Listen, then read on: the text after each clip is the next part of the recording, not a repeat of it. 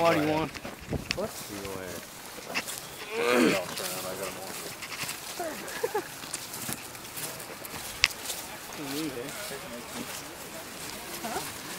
I'm just going to voice record the whole thing. I can't write that fast.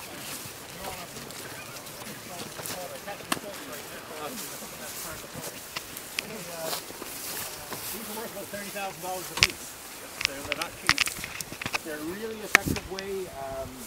You can capture migrating Atlantic salmon in the fall or the spring, and they're funneled in through this.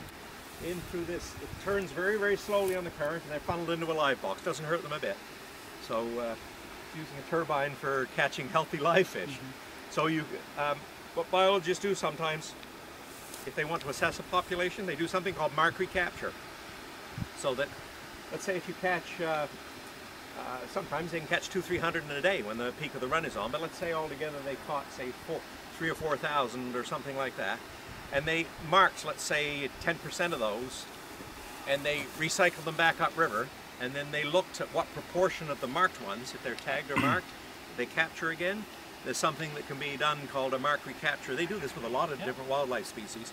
So if you recapture 10% of them, you can calibrate your wheel, in other words. So if you find out that you only catch 10% of them the second time, then the original 4,000 that you caught probably only represented about 10% of the entire run. So then you say, oh, it's a little bit more complicated than that. Then if you caught 4,000, the efficiency is 10%, there was probably 40,000 fish migrating the sea.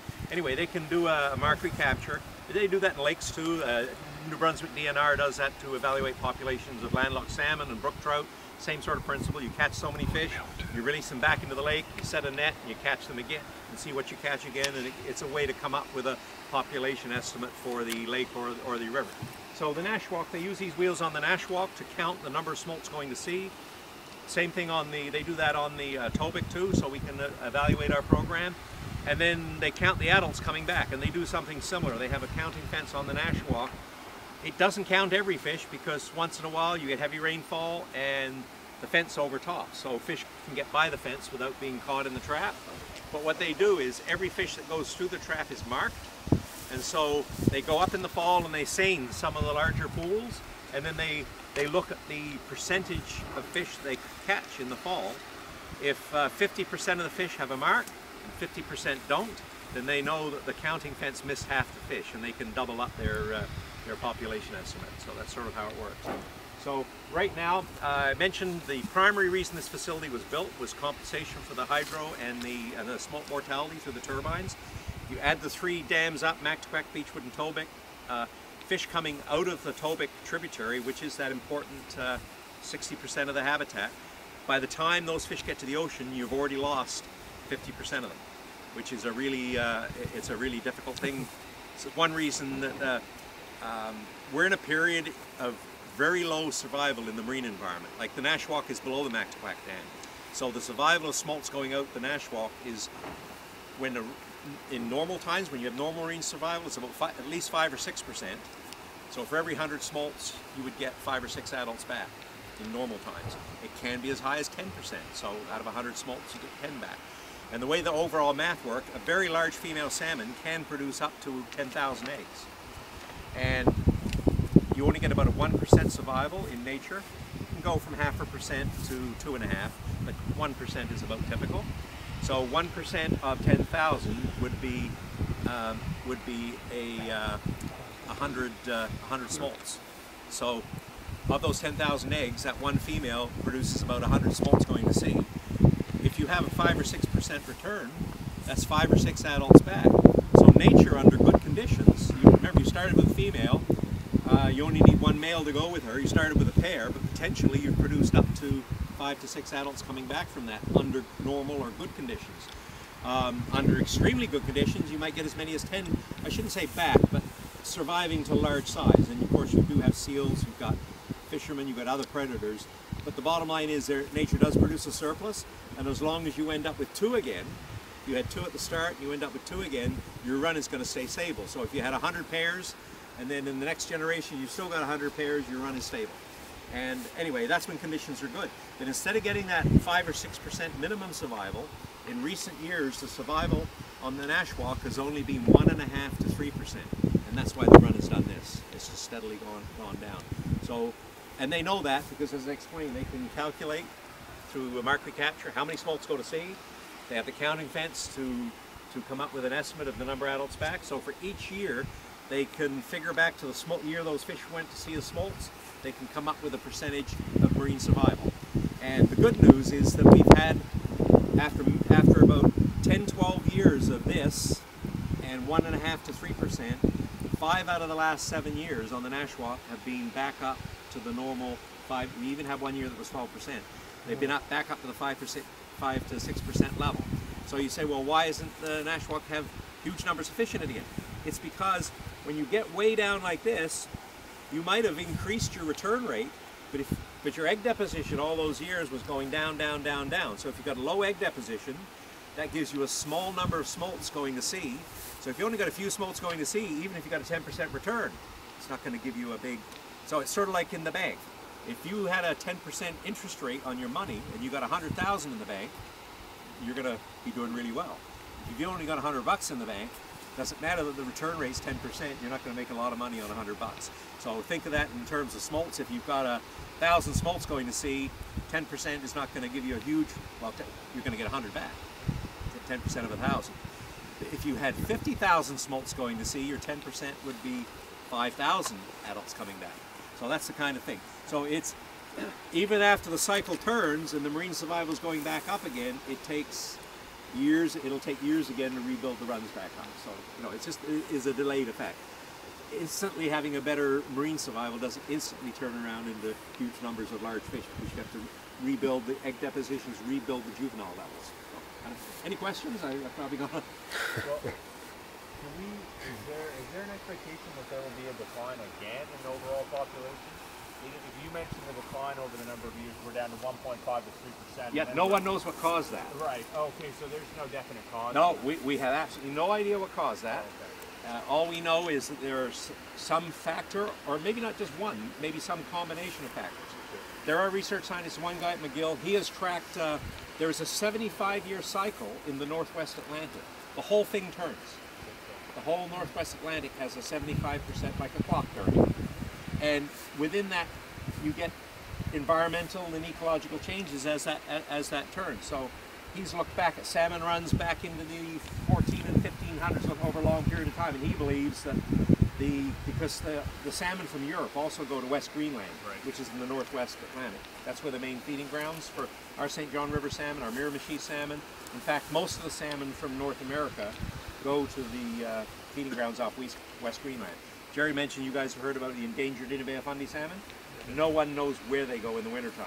We know where they are up until about now, October, November, but they disappear from November until March. No one knows where they are.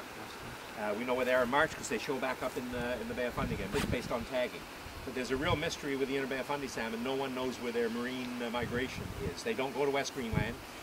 Tens and hundreds of thousands of tags are put on fish from that Inner Bay of Fundy. There are about 30 or 40 rivers in that group, and their collapse was very dramatic. In the mid-80s, 1985, there were about 40,000 Atlantic salmon in the Inner Bay of Fundy. Today, there's less than 100.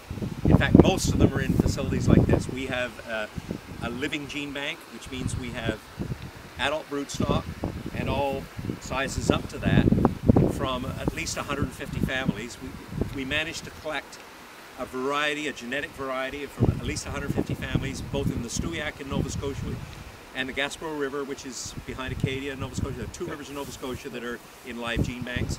In New Brunswick, we have live gene banks for the Big Salmon River and for the Point Wolf River in Fundy National Park. And we managed to collect enough fish before the runs totally collapsed that we'd be maintaining those 150, those family lines in captivity. We're restocking mostly as unfed fry, and the hope is that if we maintain the genetic lines, think of it as cards in the deck. There are 52 cards in the deck, 52 cards that are all different. Think of that as genetics. So if that's, you want to maintain that genetic variability, you don't want to lose any cards from the deck. So if we can maintain the genetic variability, if whatever's wrong in the marine environment corrects itself, then perhaps then the genetics is still preserved for the rebuilding of the runs. You can say, well, what's special about these Interbay Fundy fish? They're different from other Atlantic salmon. The European Atlantic salmon and the North American Atlantic salmon to a geneticist are like apples and bananas. They're very different genetically. Doesn't mean that they can't interbreed, but their basic genetic structure is very different because the populations have been divergent for a long time. So the European Atlantic salmon have probably adapted to water conditions, to migration routes, to a whole host of things over there, and similarly for the North American salmon. So if you hybridize them, you might have a fish that might not do well in Europe and might not do well in North America either. Because those fish have adapted over many thousands of years to their environments. Anyway, what's interesting about the Interbay Fundy salmon is they have 7 unique mitochondrial DNA markers that aren't seen anywhere else in the world. So it's like a third lineage. So you've got European, you've got North American, and then within the North American, you've got this Interbay Fundy, which stands out genetically. They're different. And people will say, maybe that difference is important. One thing we know about everybody's heard, the Bay of Fundy is actually up for, anybody know? What's the Bay of Fundy up for? It's one of the 7 wonders of the world under the new classification. One of the reasons for that is these extreme tides that we have in the Interbay Fundy. They don't occur anywhere else in the world. Actually, that's a lie. Ungava Bay does too, but no one goes. But no one goes here. Ungava Bay has equally spectacular tides, but they're not as well known. Let's put it that way. Jerry put it succinctly. No one goes there.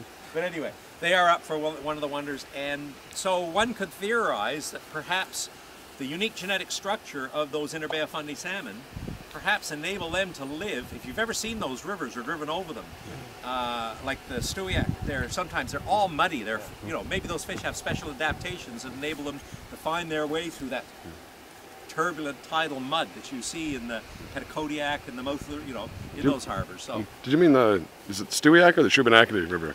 Stewiacke, Shubenacadie. I remember there's okay. 40 rivers in the Interbay. Yeah. Both of those are Interbay rivers. Yeah. The Petacodiac historically was the largest of them. Okay. There are about 33, not 40, but 33 rivers in that group with the special genetics that had 40,000 fish in 1985 and now have less than 100. So anyway, as I mentioned on the Nashwauk, we have seen a bit of a turnaround for the Nashwauk. 5 out of the last 7 years, we're seeing a normal marine survival.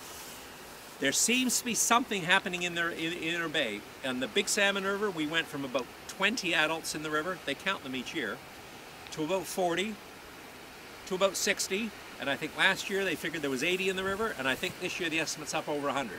Now this is a river that had 4,000 to 5,000 fish in it. So, the Big Salmon River, New Brunswick. So the Big Salmon River used to have 4,000 to 5,000 fish in it up until the mid-80s. And for a very long period of time, you couldn't find any more than about 16 to 20 adults coming back. But now, our program has had a little bit to do with that. Some of these fish are coming back now from our stocking, but it's been very, very gradual. But we have seen a slight upturn in the last couple of years. They saw the most fish in that river, well, 100. It's a lot better than 20. We saw more fish in the river this year than we've seen for a long time. So the Outer Bay of Fundy rivers seem to be starting, the Nashwauk coming up a little, and now maybe we're starting to see a bit of an impact on the Interbay. But again, to answer what you said, we don't know what those factors were, whether there was one major factor or 4 or 5 all sort of working together, and maybe those things will correct themselves. Maybe man's hand's in there somewhere, we don't know. But what I was trying to get across with the dams and the hydroelectric and the loss of smolts, times have been bad for salmon.